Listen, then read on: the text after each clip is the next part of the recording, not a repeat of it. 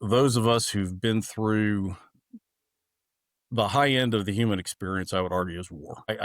There's nothing higher than that. If somebody thinks there is, I'd like to talk with them.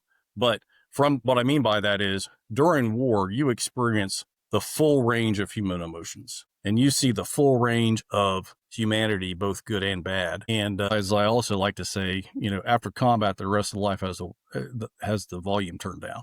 But that having been said, it really gets into leadership is all about people. And, you lead people, you manage things. And so I think that, and I've seen it even here, non-attributional in the Army, you have leaders that some are better than others. Some are more people-centric. The more people-centric leaders are the best leaders. End of story.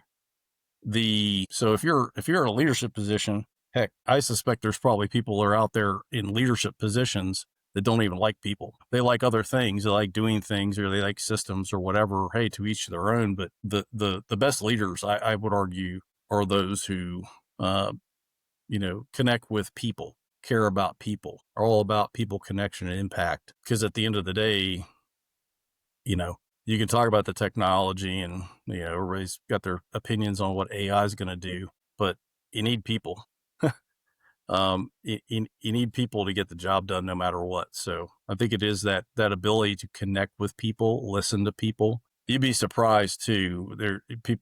Most people get their information about the military from like watching movies. I would say that my experience has been both personal style and everybody that I've served with is that you want to talk about collaboration, listening, team effort. That's what we do.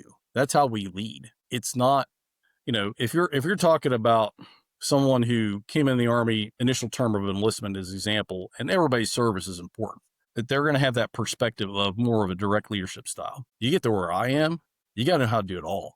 Direct, indirect, collaborative, consensus building, tactical, operational, strategic level leadership. So, I'd say that, we are very skilled at that. People talk about scaling. We call that like task organization, combat power build. We know how to scale. There's some things how we're structured that in such a way and standard operating procedures that enable you to scale. But we scale up, we scale down every day. We know how to transform. I mean, the Army's always transforming. So we like to say currently it's transforming in contact. We're always transforming in contact because we are always in some type of the Army's always in some type of contact with adversaries, even if that's just, in the information space. So I'll pause there.